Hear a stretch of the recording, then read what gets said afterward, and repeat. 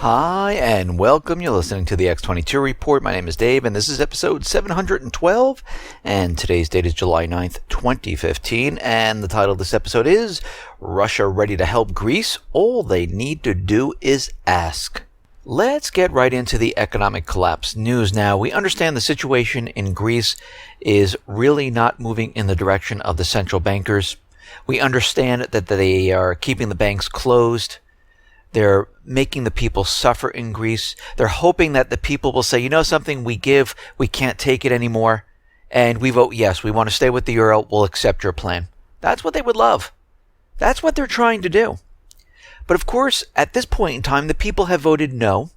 We don't want to go with the creditors' plans. And we see right now that Cyprus is putting together a new proposal.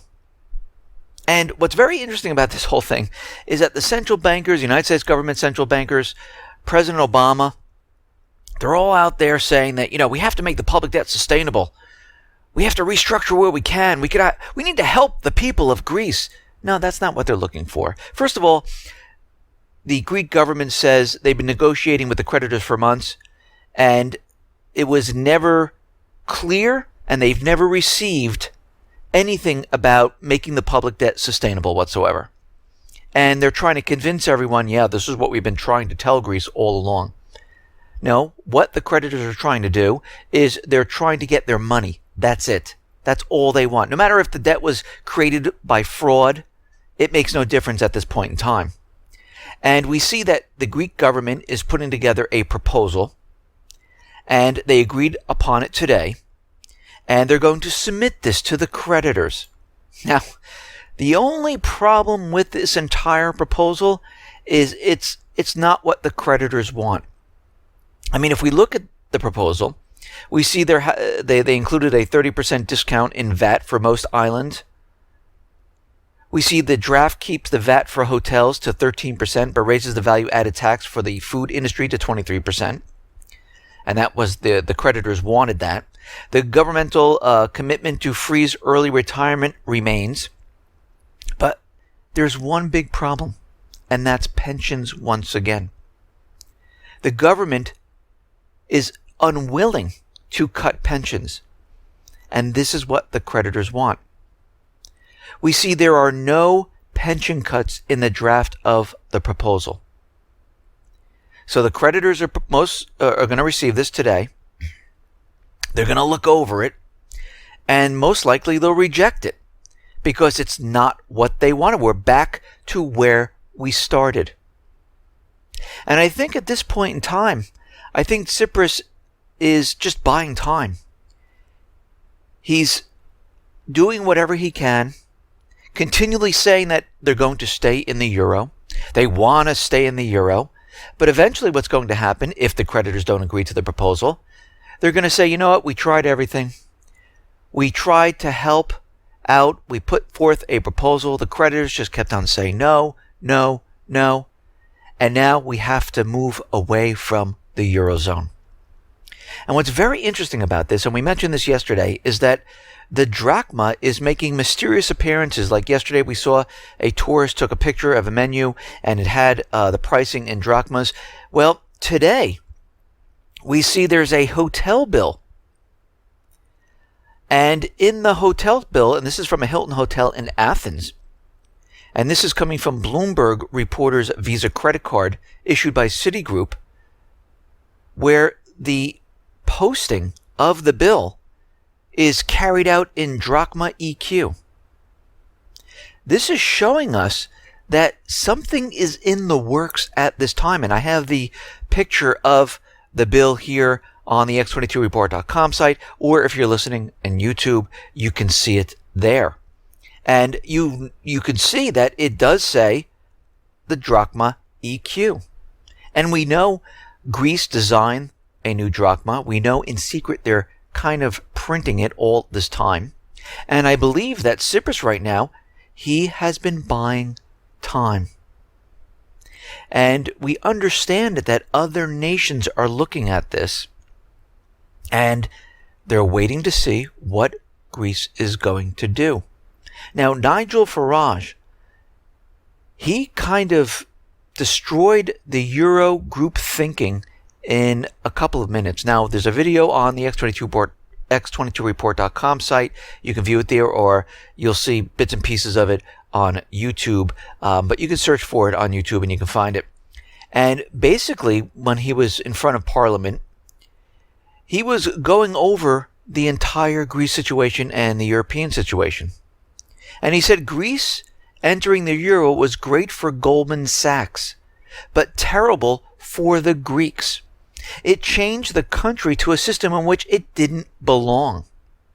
And what about all the bailout money that's been thrown at Greece in that time since? Well, none of it actually went to the Greek people. It went to bail out the French, the Germans, the Italians, who own the Greek debt. Sure, social welfare drags an economy underwater, but corporate welfare is what really drowns it. Since the crisis, the country's debt to GDP has gone from 100% to 180%. The Greek people are now suffering. None of this has worked whatsoever, and he is absolutely right when he said all those things. It did not help whatsoever because, as we know, the central banks continually put countries into debt, then they privatize, then they sell off pieces of the country. Because, again, you have to remember, the central bankers are creating paper with ink on it. It's worthless. And they're stealing their natural resources of the country. That's something that's worth something. And they do this around the world. This is how they make their money. Now, China and Russia, they are saying that they are ready to assist Greece through the BRICS.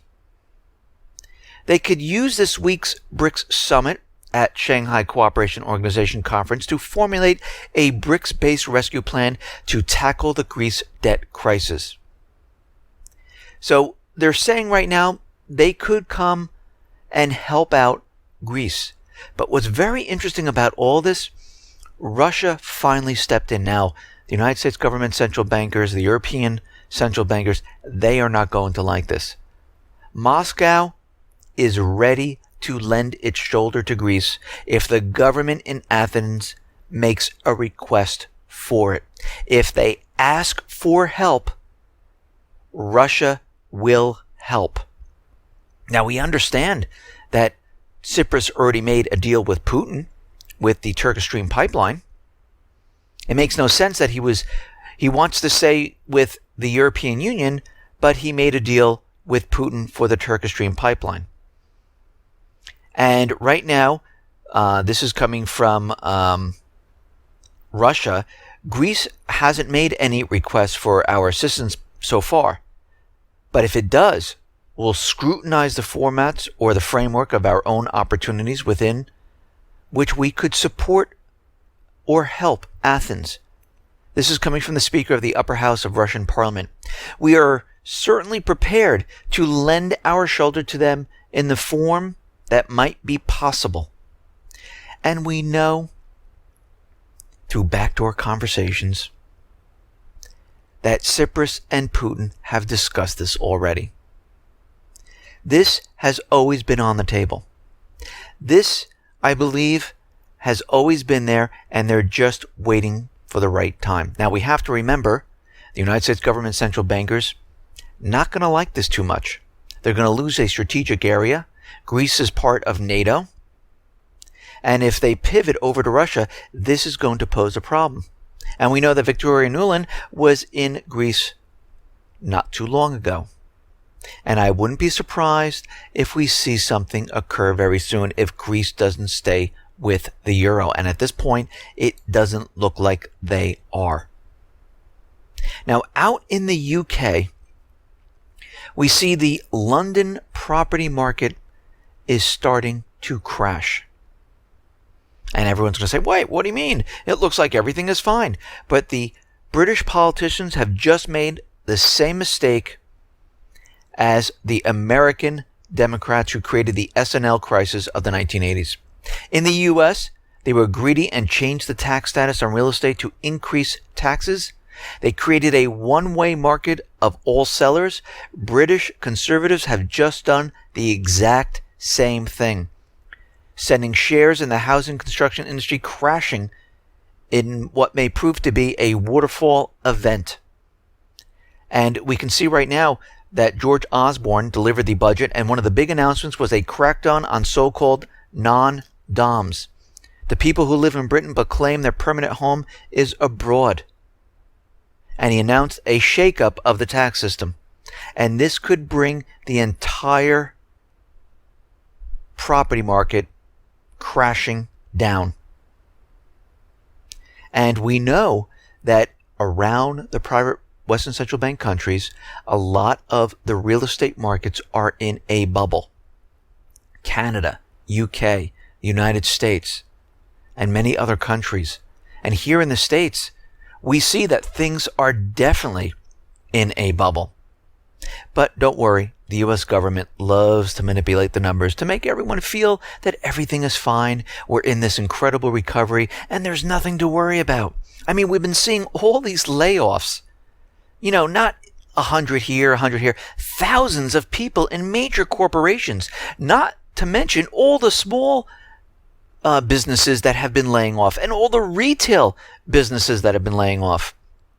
But they never show up in the unemployment numbers. Of course, we know where to look for them. We know where to find those people. Those people don't have jobs, or they got a part-time and they're included as a full-time worker.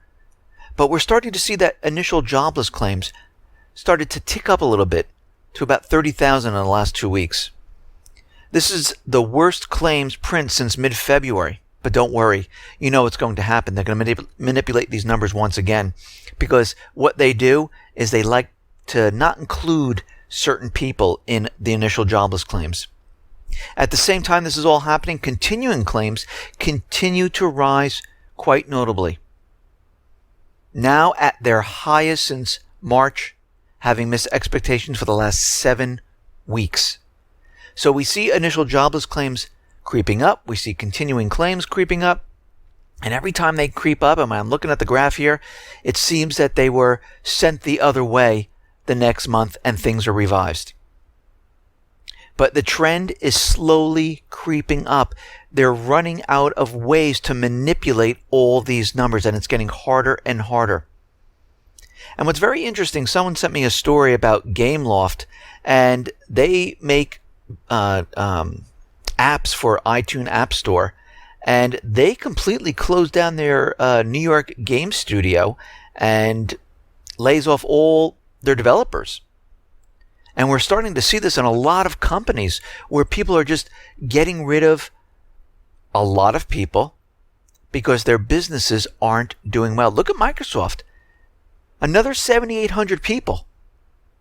And if we go back in time, we see a lot of retail shops and a lot of corporations just laying off thousands upon thousands of people. Where are these people going to get jobs? Once these companies start laying off and other companies see this, you know what happens? There's a hiring freeze.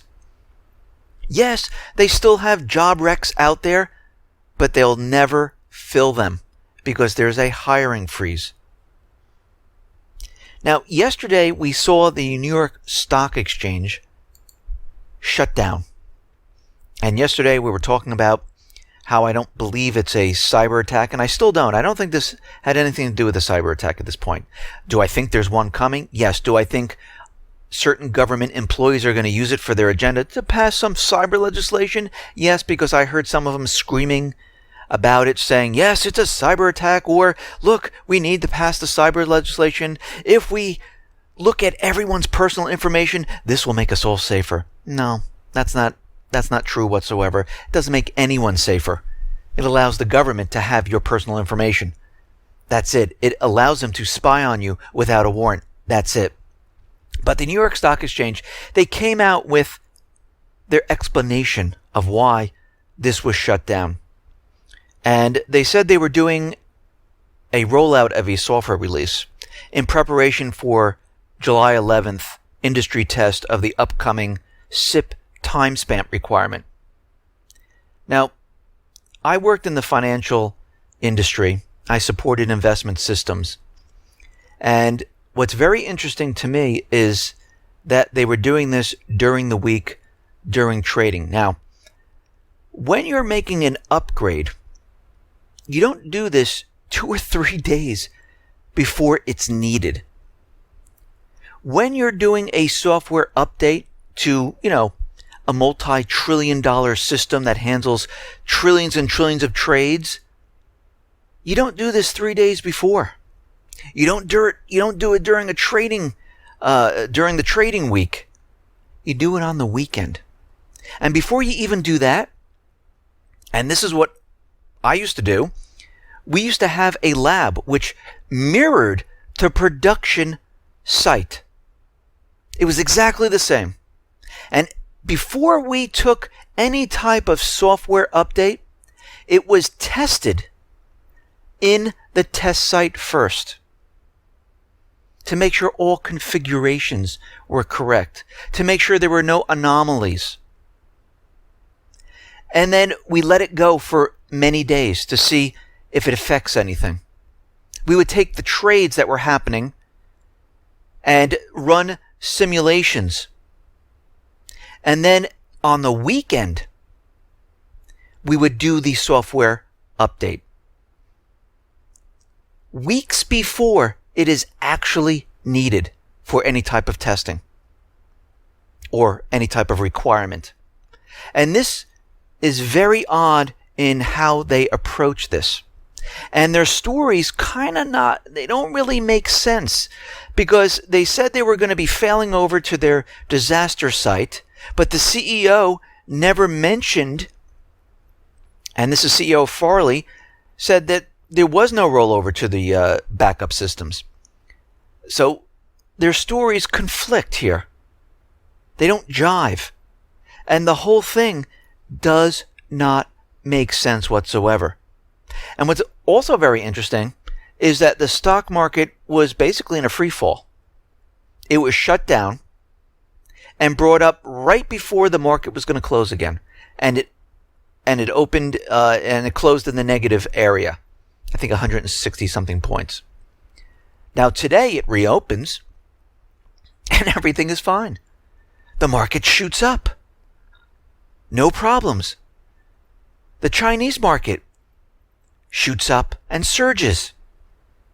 Now, what's very interesting about this whole thing is that I think this was completely unexpected. I don't think they expected the market to come down as quickly. I think the high frequency plunge protection team couldn't handle it, and the market was falling too fast. They were not prepared for this, and I think they flipped the kill switch to stop it. And they had to come up with some type of an excuse, because if it was a cyber attack, believe me, and they were ready for this, because you have to remember it's going to be an inside job, they would have come out and said, yes, this is a cyber attack. They are attacking us, they're destroying our economy, and they would have went off completely on it. Now, I know this is going to definitely happen in the future, but something just doesn't sit right, and it makes no sense. And if it was a cyber attack, they could have used it to push the cyber legislation through. They could have said, yes, it was cyber attacked, it brought the system down, and we need this cyber legislation, and they could have ran off with this, but they didn't. So I think they were completely unprepared for this. I don't think this was, they didn't expect this to happen. I think there were huge sell-offs, and people were getting rid of their stocks because they might have been nervous about China. Who knows? Maybe the United States was hitting China at this time to bring their market down, because it makes no sense. Think about this. We have the turmoil in Greece, Puerto Rico, who cannot pay their interest payments. We have the economy here in the United States falling apart. We have a huge amount of debt. The Eurozone is teetering on a breakup, but China's stock market falls. It makes no sense. It doesn't seem right. It seems like something's a little off here. But China, what they did is they pumped in more money into the market. They stopped the major shareholders from selling their stakes for the next 6 months to kind of control this situation. Now, was the United States going after China and trying to bring down China economically? Maybe. But something doesn't jive at this point in time. Something is a little off. It makes no sense.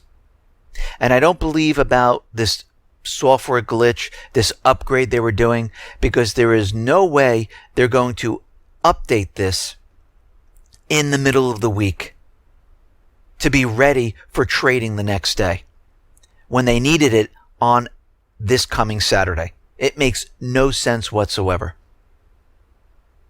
So I believe they're lying about this. I believe they're covering it up. And this whole thing was coming down and they needed to stop it. The good thing is the kill switch does work. And they're going to be using it later when there is a cyber attack, when they can control it, because you will know when it is.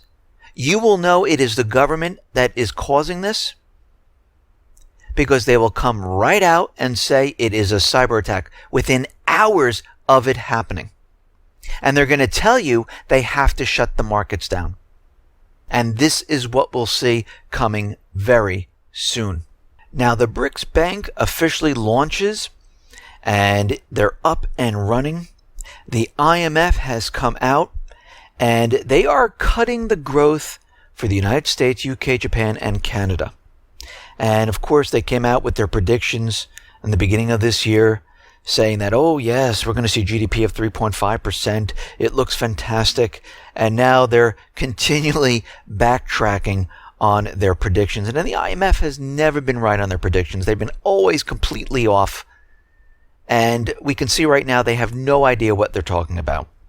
Because right now what they're doing is they're shaving the projections for the U.S., and now it's projected at 2.5 when we see the GDP right now is in the negative.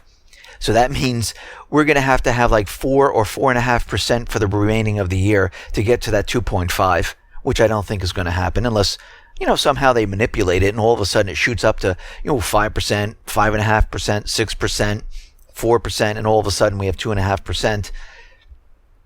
We see that the UK growth forecast has been cut from 2.7 to 2.4, and they're downgrading all the other countries. Now, Russia, they said, they're going to have a terrible year because of the sanctions. We predict their GDP is going to be absolutely awful. Well, now they're backtracking on that, saying, well, maybe we were off a little bit.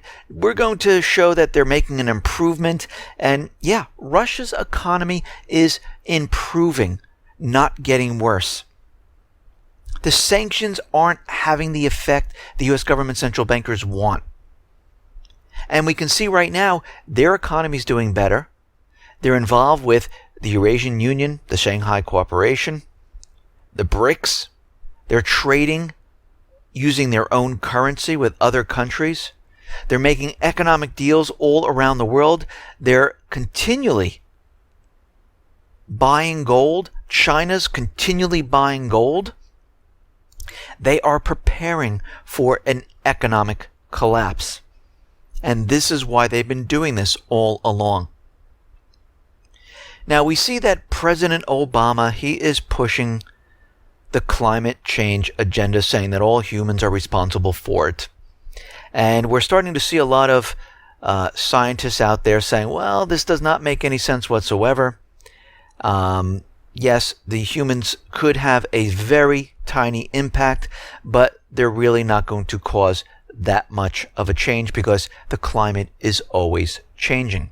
And then, of course, they say, well, the entire Earth is getting warmer, and now scientists are looking at the raw data, and they're finding out the raw data doesn't prove this whatsoever. Of course, what they do is they take that raw data and they put it into their computer models, and they tell it to figure out that the temperature is rising, and that's how they figure out that, yeah, the Earth is getting warmer, but when you look at the raw temperature data, it doesn't show that whatsoever.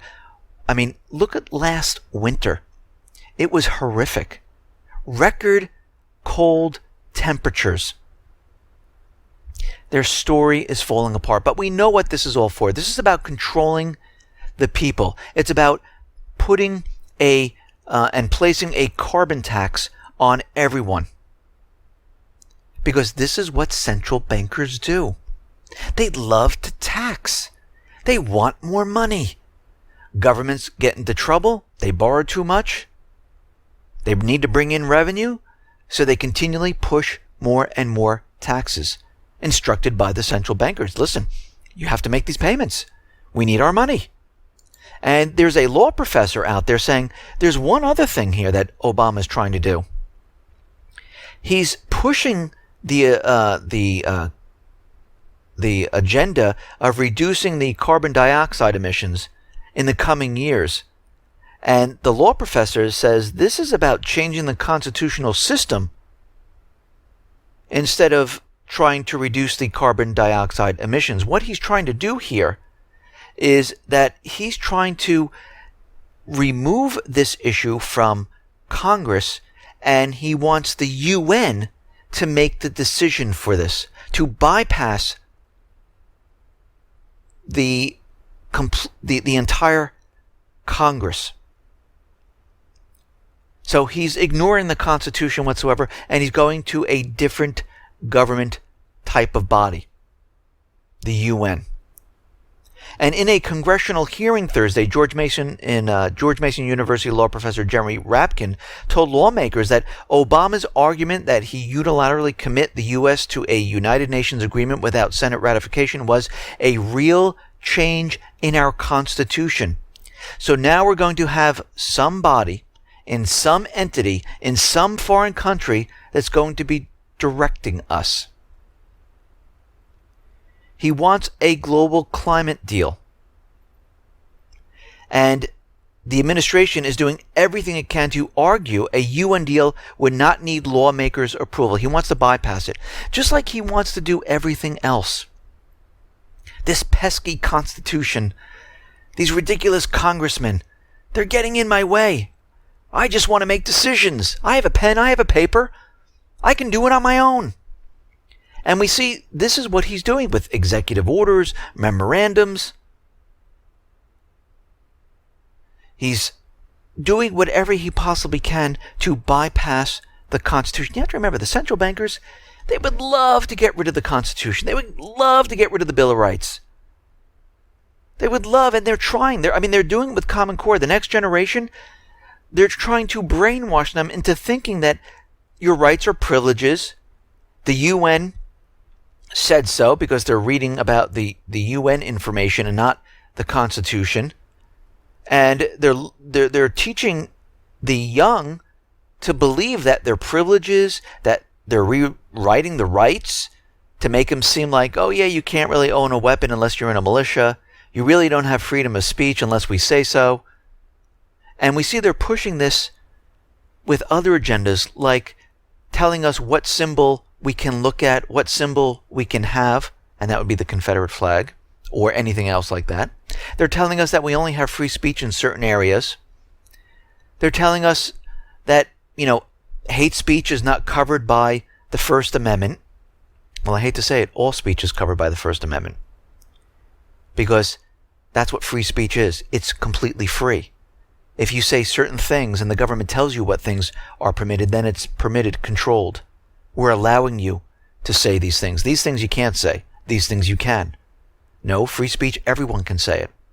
If you don't like it, you don't have to listen. That's the beauty of it. But this is not what they want. They're trying to control everything. They're trying to control if you have a weapon or not. And they've been trying for years to take the weapons away from the American people. They have thousands of laws infringing on the Second Amendment. Of course, they're all null and void. And we see that other countries have gotten rid of weapons. We see the UK, they're trying to get rid of knives now. They got rid of the guns. They're trying to get rid of knives. But again, it's almost like in Prohibition times. They tried to get rid of all the alcohol. But did that really go away? Or was there a black market? Or did the criminal aspect of bootlegging come into effect and they were able to distribute around the country? Of course, the law-abiding citizen, they couldn't get the alcohol. but criminals don't follow the law. It's the same thing in the UK. Yes, every law-abiding citizen, they might not have a gun because they're following the laws, but criminals, they exploit the laws. They don't follow them. They don't care about them. The laws are meaningless. Hence, criminal. I mean, think about it. But in the UK, what they're doing is they're using the Postal Service to import illegal firearms into the UK. And gangs in the UK are purchasing blank firearms, which are illegal in Britain without a license, but they don't care about a license. There's a black market. Guns are being traded all the time. Yes, your everyday citizen, they do not have the weapons. The criminals do have the weapons. We see it here in the United States. The gun-free zones, who has the weapons? The criminals. Look at Chicago, completely gun-free, except for the criminal aspect, where they have guns. They're using guns because they know in the gun-free zone the people are unarmed. They're an easy target.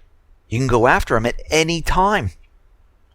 And we see this with all these shootings that are going on around the country. They're always in the gun-free zone. And again, they can try to get rid of the weapons, but there's always a way to find them, get them, and use them. Now, out in Ukraine, we see Ukraine is now selling off bits and pieces of their country to foreign investors. Ukraine said Thursday it would offer nearly 350 state firms for sale to foreign investors. The huge privatization effort is now underway. And this is what the central bankers do. They go into a country, they put them into debt, and they start buying off everything from the country. They privatize, they purchase, they get whatever they possibly can from the country, the gold, the silver, natural resources, and then they just all sell it off.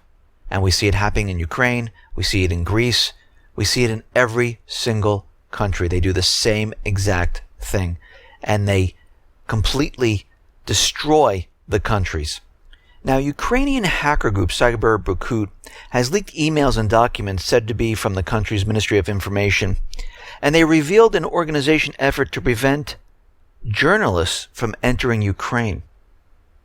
And they're saying that there are certain journalists from Russia, from the BBC's Russia service and Euronews Russia, they will not be allowed in Ukraine. They don't want outside journalists there, because what is going to happen very soon, and I believe what's going to happen is a major offensive, because what we see now is Victoria Nuland. You know, that person that staged, coordinated the entire coup d'etat? Well, she is going to visit Ukraine on July 15th to the 16th. She's going to meet with Ukrainian government officials, political and business leaders, and civil society representatives to discuss a range of bilateral and regional issues. Wherever she goes, it seems like something happens a little bit later on when she leaves. We saw Victoria Nuland in Athens, and now we see Victoria Nuland back in Ukraine. And it seems like something is being planned. Maybe she's giving the go-ahead. Maybe they're staging the event. And we're going to have to watch this situation very, very carefully. We see NATO. They will be opening the first Baltic regional headquarters for its new rapid reaction force in Lithuania in the coming months. They're also going to open similar bases in Poland, Bulgaria, Romania, Latvia, and Estonia, completely surrounding Russia. So we see China is being contained. We see Russia is now being contained. All of this is in preparation for war. And we know that the central bankers are not going to stop until they get it, because they realize the system is coming down. We see the P5+1 talks are continuing. They've been extended. And we see right now the United States is looking at the situation, and they keep making more and more more proposals and requirements of Iran that were not in the initial deal. And Iran is saying, well, this wasn't even in the initial deal. And if we're talking about nuclear, why are you looking at our other weapons and things like that? That's not on the table here. And it seems like they're negotiating, but buying more time and trying to fit more and more topics into the deal here. And they're going into Iran one way or another. Either they make the deal and they get into the central bank and into their natural resources, or they just go all out and invade Iran somehow, some way, just like they're doing with Syria. Because the goal is to get into these countries. We see out in Libya, the puppet government now is warning that they will seize any tanker approaching the Ras Lanuf terminal without permission. Because what's happening here is the people government that is stationed in Tripoli, they have control of the country. They are now the leaders of the country, but the puppet government is still hanging on. They're trying to keep control of the oil, the central bank. That's why they moved it out of Tripoli. And they do not want this government selling oil not using the dollar. So basically what they're saying is that any attempt to make oil deals with the rival government in Tripoli, this would be piracy. And they will shoot upon, or I should say fire upon, that vessel. Because what is happening here is they don't care about the people. They don't care about the country. They care about having the oil sold using the dollar. Because like I said in the past, once these countries decide, okay, we're done here. Central bank is out. We're selling the oil, not using the dollar. We're taking back the country. This is when the problem really, really starts. Because those dollars then start floating back to the U.S. Other countries do not need the dollar in reserve to purchase that oil. That floats back to the U.S. And we see a huge amount of dollars here in the U.S. And what does that mean? That means there's hyperinflation because the value of the dollar decreases because there's more in circulation. And this is why they're trying to keep control. They're losing control of the Middle East. This is why they're using Saudi Arabia as the proxy army in Yemen. This is why they're continually trying to control the situation in Libya, in Lebanon, in Iraq. They can't go into any of these countries because they don't have the authorization for war. So it poses a problem. And it makes it hard for them to maintain control. And this is why eventually what's going to happen is there's going to be some type of an event so they can pass this authorization for war, so the U.S. can send troops back to all of these countries and eventually go into Syria and Iran. We see out in Yemen, the United Nations has announced a humanitarian truce will go into force in Yemen to allow aid to reach civilians facing the threat of famine, from all the bombings from Saudi Arabia.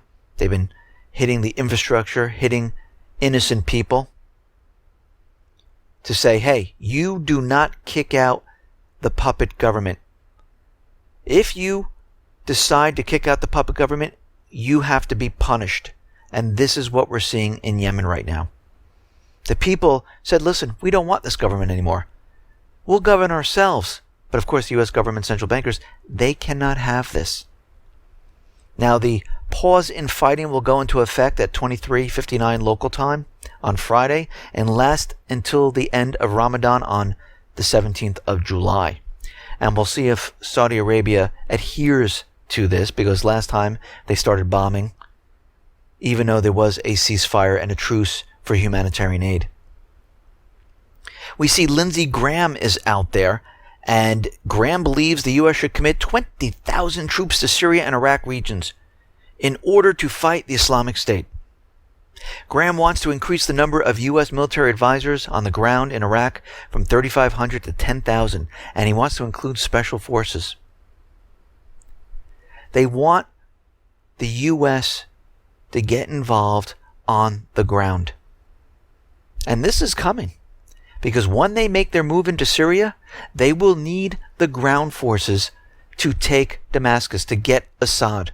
They know this, and they're just waiting.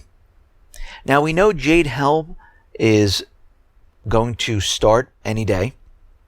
Some places it's already started. And the press has been asking to follow along on this training drill, and the press is being denied. No press allowed to see anything that's going on. And this secrecy makes everyone think and wonder, is this really a drill? And at some point, I don't think it is. At some point, I think when they get the green light, it's going to turn from a drill into something completely different. Because what we're seeing right now is the economy falling apart. We see Greece is in turmoil. They might be pivoting to Russia. We might see a euro breakup. We see the stock market was falling apart. And of course, when that falls apart, everyone goes, oh my God, what happened to the economy? I mean, it's the last indicator that something is going on here. And all the economic information coming out is not good. I mean, the IMF is continually lowering their forecast. And we know that all of these numbers that the government produces, they're manipulated, they're fake, phony, and false. I mean, right now, you can't get silver eagles. They can't keep up with the demand. But there's so much demand that precious metals does not rise. It falls.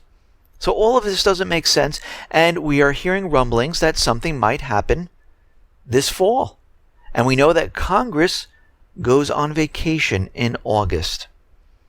And from all the propaganda and everything we've been hearing, something might occur during this period to get into Syria, to start the offensive in Ukraine. I mean, we have Victoria Nuland visiting Ukraine at this point, and we definitely might see something happen.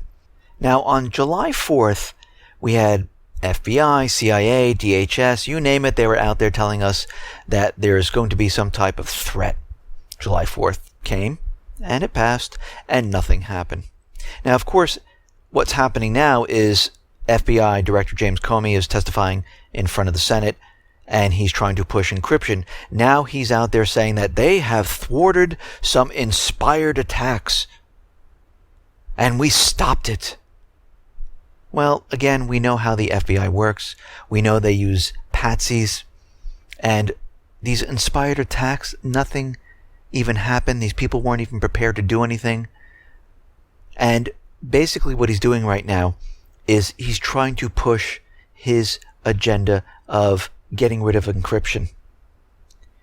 He said that dozens of people in the United States who are suspected to be under the influence of the Islamic State militants have gone dark because of encrypted data.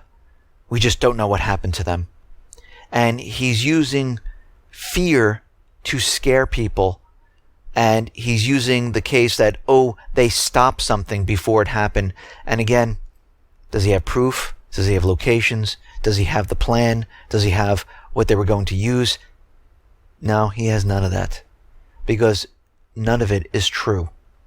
He's using it to push his agenda. It's almost like when DHS was out there and during their budget time, and they were trying to get their budget passed, they said, we're picking up chatter that there's something's going to happen in the malls. And yes, and this went on for a couple of days. And all of a sudden, they got their budget approved, and that just completely disappeared. They're doing the same thing again. It's fear-mongering. That's it.